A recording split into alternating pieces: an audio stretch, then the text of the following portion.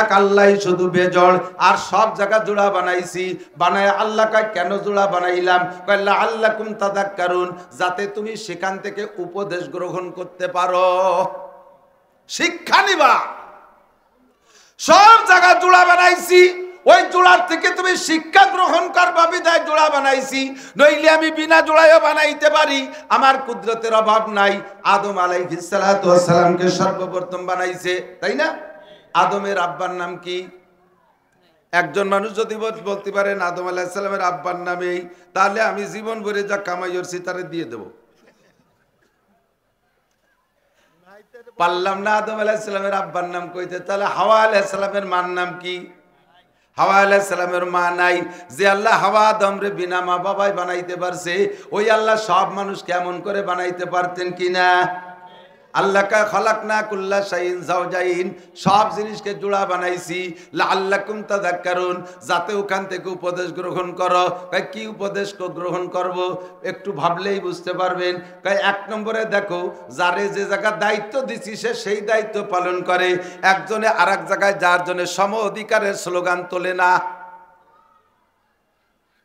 মুরগিরে দায়িত্ব দিছি ডিম পারবি, একটা না এক চিল্লের আগে থামবি না 40টা, 40ই চিল্লে না। মুরগিরে কয়েছে একটা না 40টা ডিম পারবি, ওইতে গাড়িতে গুড়া কুড়ি খেয়ে ফেলবে, আর 20 ডে তোরে এতেকাফে বসাই দেবে। 21-22 দিনে এতেকাফের পরে তুই হিদায়তের বাচ্চা ফুটবি 20 দিয়া। মুরগিতে জীবন ভরে এই ডিউটি পালন করে। কোনোদিন মুরগিরা কইল না যে আমরা আর কতকাল এভাবে ঘরের মধ্যে বসে বসে ডিম পারবো আর তা দেব। এখন মোরগে যা করে আমরাও তাই করব, কইছে নাকি মুরগিতি? কথাকান, মোরগে যা করে আমরাও তাই করব, কইছে?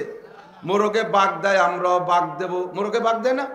বাঘ দেয় কৃষি, মোরগে মুরগিতে বাঘ দেয়।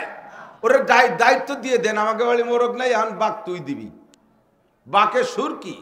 মোরগে বাঘ দেয়, 3 মাইল দূরত্বে শোনা যায় কুকুক কুক সুবহুন কুদ্দুসুন।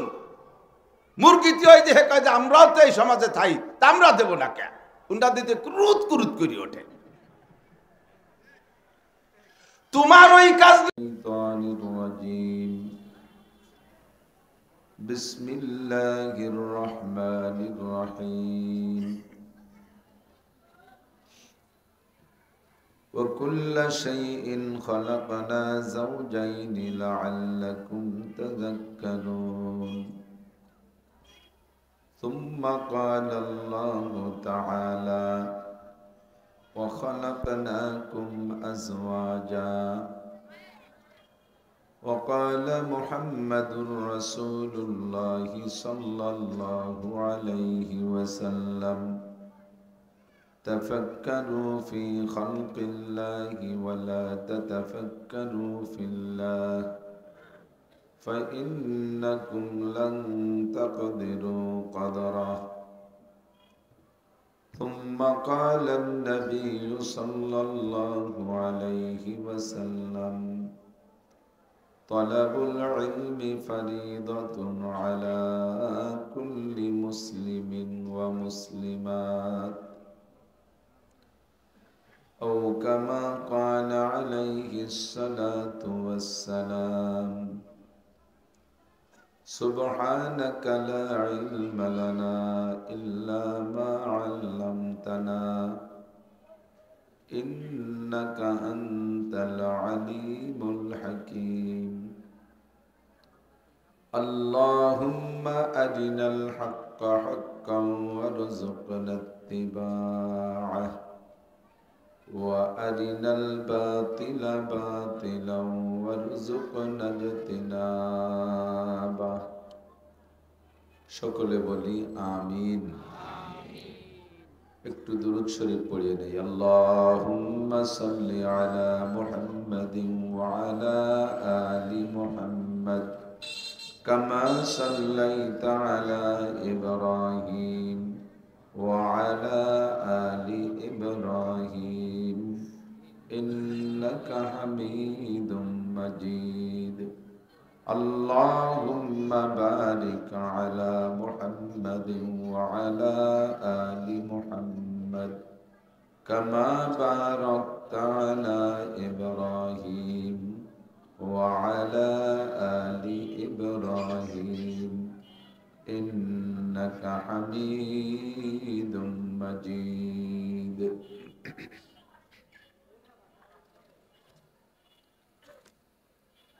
ঐতিহ্যবাহী পূর্ব সদরদি দারুস সুন্নাহ কওমি মাদ্রাসা এতিমখানার উদ্যোগে আয়োজিত বার্ষিক ওয়াজ ও দোয়ার মাহফিল।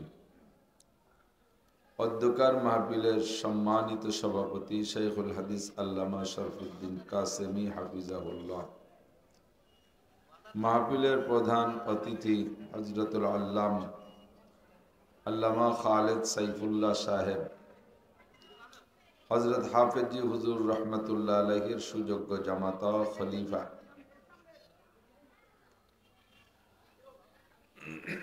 দুইবারের সফল ইউনিয়ন চেয়ারম্যান ও সদ্য উপজেলা চেয়ারম্যান চরকাদিরা কমলনগর লক্ষ্মীপুর। আমাদের মাহফিলে উপস্থিত আছেন আমাদের ফরিদপুরের কৃতি সন্তান হযরত মাওলানা মিজানুর রহমান ফরিদি। সদ্য উপস্থিত হয়েছেন দেখলাম মাশাআল্লাহ মাগুরা সত্যজিৎপুর ইউনিয়নের চেয়ারম্যান হযরত মাওলানা উসমান গনি মুসাফুরি হাফিজাহুল্লাহ, মাদ্রাসার মোহতামেম সাহেব হুজুর আসাতিজায়ে কেরাম, এ অঞ্চলের অন্যান্য উলামায়ে কেরাম, আইম্মায়ে মাসাজিদ, মাদ্রাসার আজিজ আমতোলাবা, প্রাণপ্রিয় দেশবাসী, মুত্তাসিল বাদ মাগরিব অত্যন্ত দামি সময়। আল্লাহ পাক এই দামি সময়ের দাম দিয়ে এ অঞ্চলের অনেক অনেক মানুষের মধ্য থেকে আমাদেরকে আগে আগে ডেকে নিয়ে এসেছেন। আস-সাবিকুন আস-সাবিকুন উলাইকাল মুকাররাবুন। আল্লাহ পাক কোরআনে কারীমের মধ্যে বলেন, প্রত্যেক ভালো কাজে যারা অগ্রগামী তারা আল্লাহ পাকের অতি নৈকট্য প্রাপ্ত বান্দা। আল্লাহ পাকের এই নৈকট্য প্রাপ্ত হতে পেরে আমরা একটু শুকর আদায় করি আলহামদুলিল্লাহ। মাহফিলের আয়োজন হিসেবে কাফি সাফি যোগ্য বক্তা পর্যাপ্ত পরিমাণ উপস্থিত। অনেক বড় বড় মাহফিলে এই পরিমাণ উঁচু মানের বক্তা উপস্থিত হয় না। তা আপনাদের ভাগ্য ভালো, সৌভাগ্য, সব বক্তা সময় মতো পৌঁছে গেছেন। উপজেলা চেয়ারম্যান সাহেব হুজুরও পৌঁছে গেছেন, সত্যজিৎপুরের ইউনিয়ন চেয়ারম্যান সাহেবও পৌঁছে গেছেন, আমাদের মিজানুর রহমান ফরিদি সাহেবও মাগরিবের আগেই চলে আসছে, আমরা একসাথে আসছি। তো শীতের রাত, যথেষ্ট শীত পড়ছে, প্রত্যেকেরই বেড বিছানার দিকে একটা আন্তরিক টান আছে, সময় মতো চলে যেতে হবে বিছানায় আল্লাহ নিলে।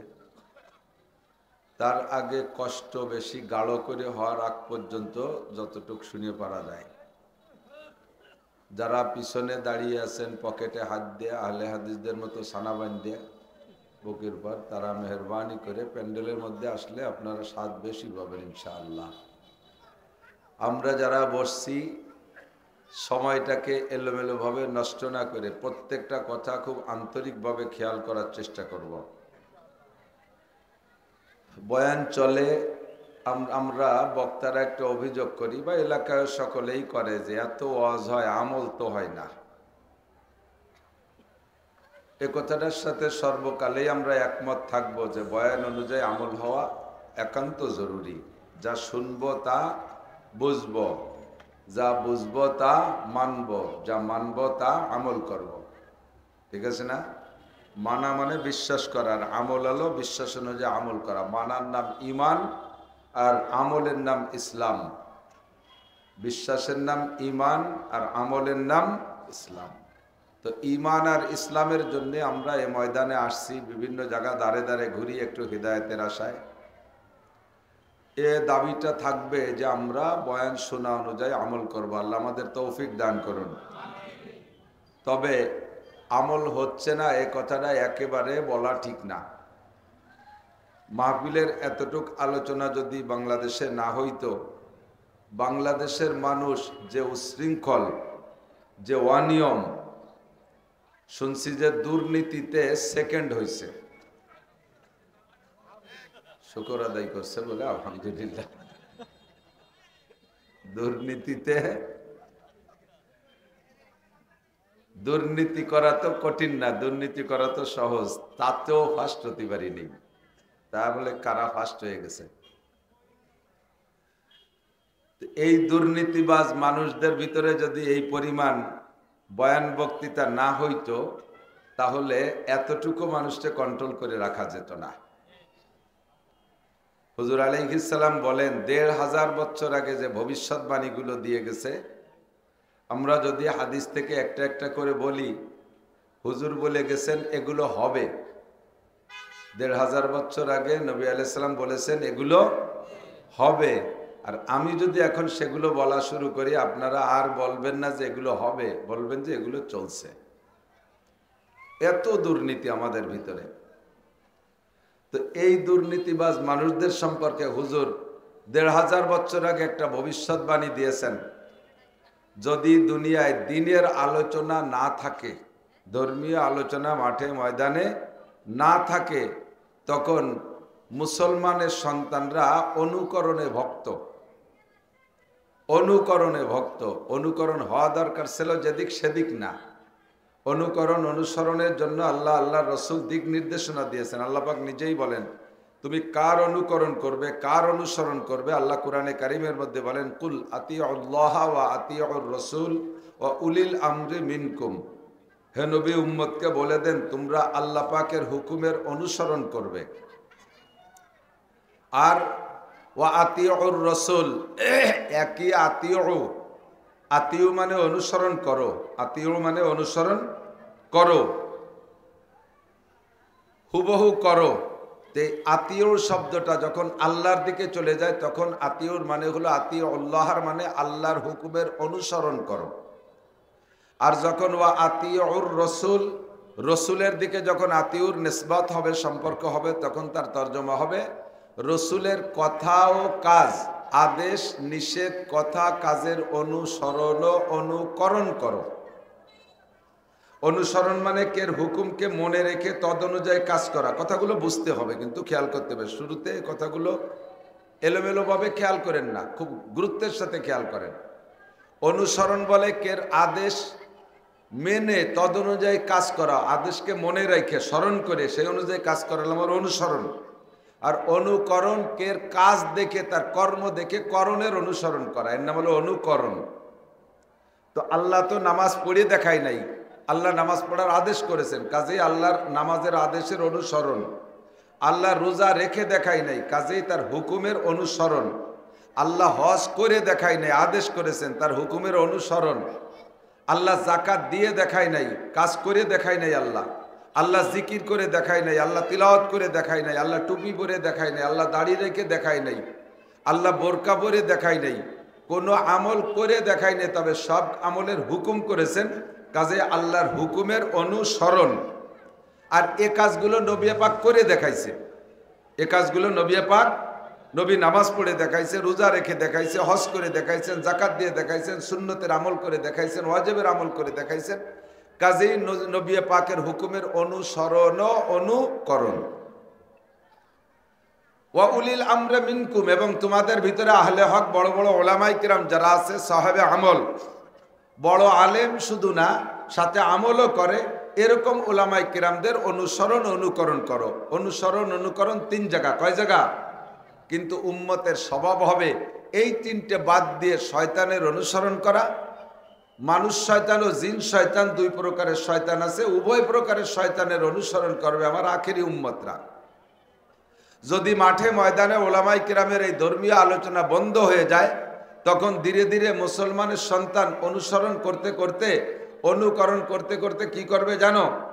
যদি দেখে কোনো ইহুদির বাচ্চা, কোনো খ্রিস্টানের বাচ্চা, কোনো অমুসলমান সন্তান সে রাজপথে দাঁড়িয়ে তার মাকে ধর্ষণ করতেছে, মুসলমানের সন্তানেরও ওইটা ভালো লাগবে, সেও তার মাকে নিয়ে রাজপথে চলে যাবে।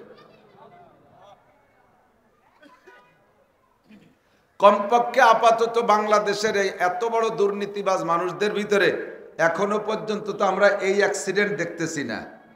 কতক্ষণ এই অ্যাক্সিডেন্ট দেখছেন নাকি? কেউ দেখেন নাই।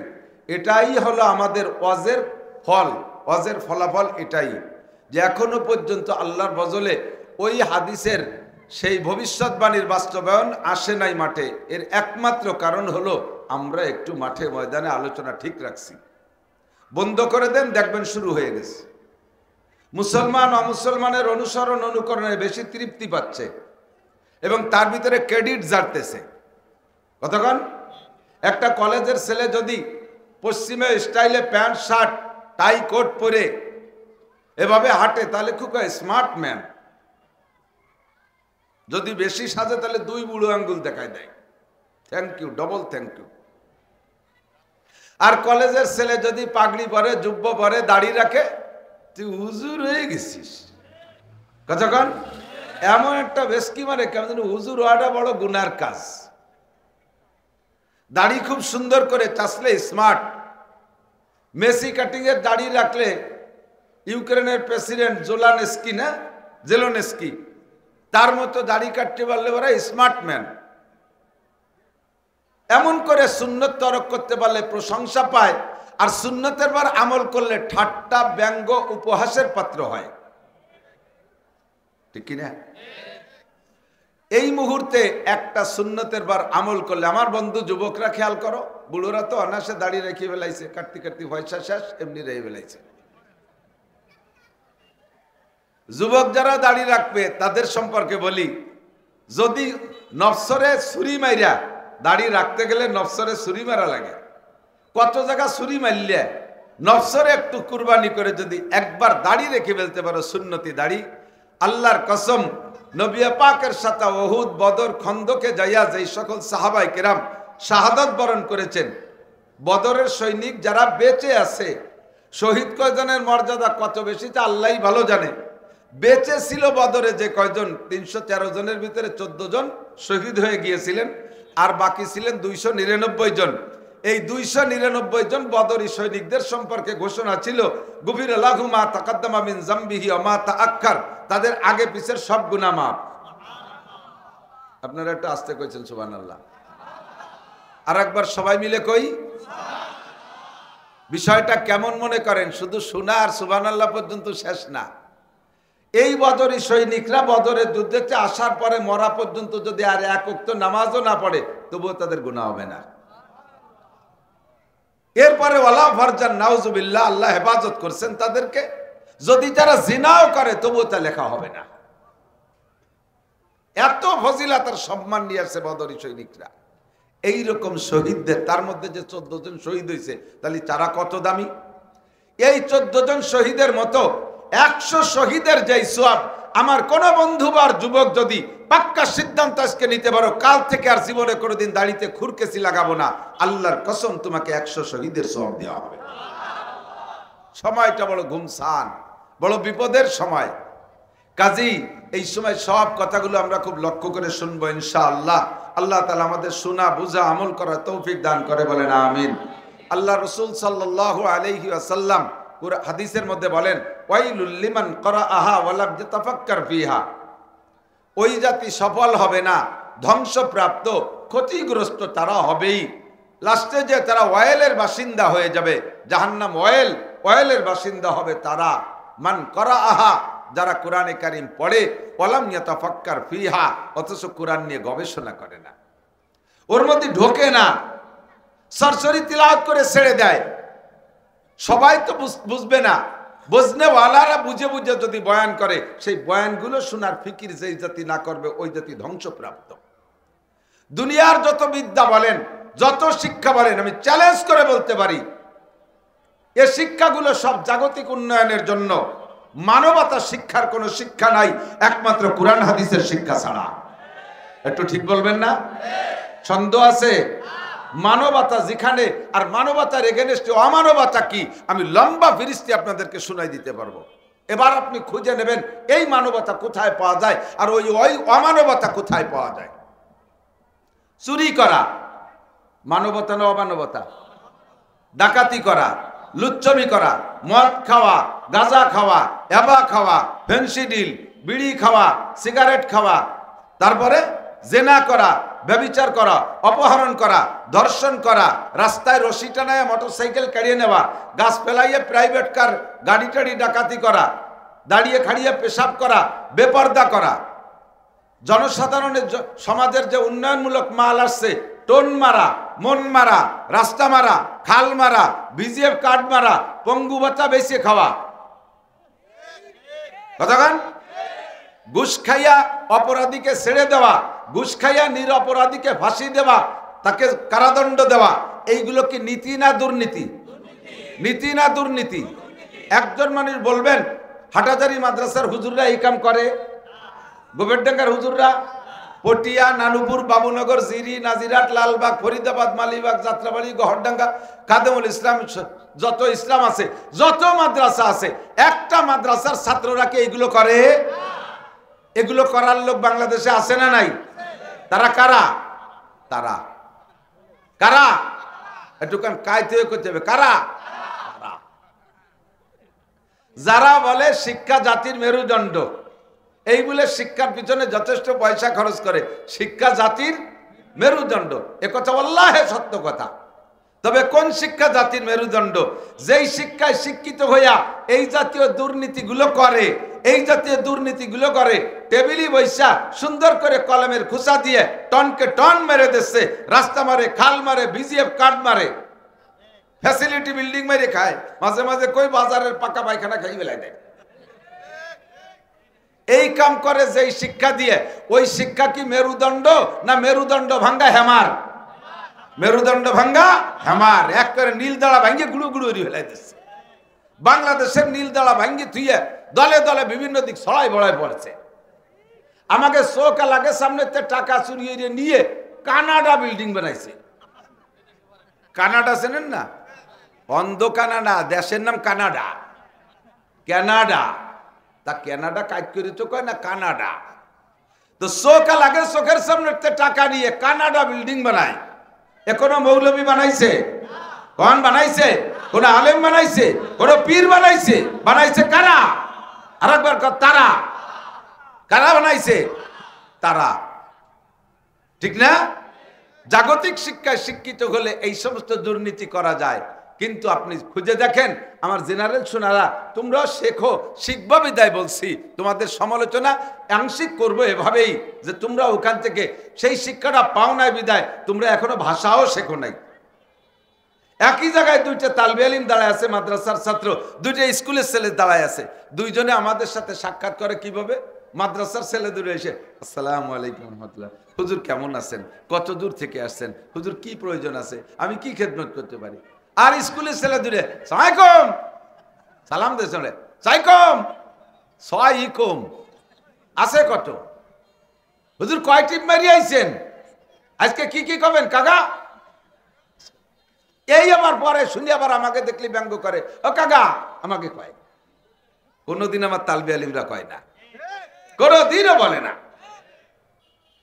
এই জন্য আমাদের ধ্বংস হচ্ছে যে কোরআন হাদিসের বয়ান ফিকিরের সাথে শুনি না। আজকে শুরু থেকে শেষ পর্যন্ত শুনবো, বলেন অন্তর দিয়ে শুনবো এবং বুঝার চেষ্টা করব, কথা বুঝার চেষ্টা করব।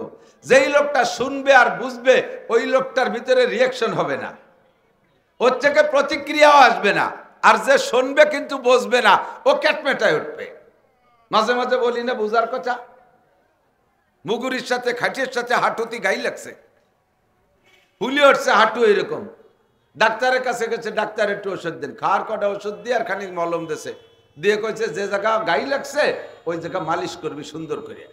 3 দিন পরে এসে কবি কি দিয়ে কি হলো, ও মালিশ টালিশ করে 3 দিন পরে এসে কয় ডাক্তার রোগ তো আর একটা বাড়িয়ে গেছে, সেটা তো সারিই নেই। কি হয়েছে? কয় মালিশ করতে করতে আমার হাতের তাইলে চুলি গেছে। এ শয়তান, এই তেল তেলে মলম টল্লি বারা চলে, তুই কোয়ানে মালিশ করছিস? আঁঠু দেয়া দি, যে আঁঠুতি কোনো জায়গাও মালিশ করে নাই, তুই এতখানি মলম কি এলি? বললে না যে যে জায়গা গাই লাগছে সে খাইটিয়ে তো আমি তেল তেলিয়ে ফেলাইছি, খাইটিয়ে গাই লাগছে সে খাইটিয়ে মালিশ করছে। তো রোগ সারবে না, আর এক রোগ হবে, আর এক রোগ হবে না। কাজেই ও ক্যাটমেট করবে। কোরআন হাদিসের বয়ান যে বসবে সে ক্যাটমেট করবে না, আর যে বসবে না হঠাৎ করে খেপে উঠবে, বসবেন যে ও ও খাইটিয়ে মালিশ করতেছে, ও জায়গা মতো মলম মাহাচ্ছে না। ঠিক আছে কথা? মনে থাকবে ইনশাআল্লাহ। আল্লাহ রসুল বলেন তাফাক্কারু, যেহেতু ফিকির না করলে, গবেষণা না করলে ধ্বংস হবা, কাজেই তোমরা কি করো? তাফাক্কারু ফি খালকিল্লাহ, আল্লাহর সৃষ্টি নিয়ে গবেষণা করো, আল্লাহর মখলুক নিয়ে গবেষণা করো। তাফাক্কারু ফি খালকিল্লাহ ওয়ালা তাতাফাক্কারু ফিল্লাহ। আল্লাহকে নিয়ে গবেষণা করার দরকার নাই, কারণ তুমি খুদে মাসি, তুমি একটা পিপিলিকার চাইতেও ছোট। তুমি আল্লাহকে নিয়ে গবেষণা করে কিভাবে কুল পাইবা? আল্লাহকে নিয়ে গবেষণা করার দরকার নাই। তাফাক্কারু ফি খালকিল্লাহ, আল্লাহর সৃষ্টি নিয়ে গবেষণা করো। ফা ইন্নাকুম লান তাকদিরু কদরা, আল্লাহকে নিয়ে গবেষণা করে কুল পাইবা না।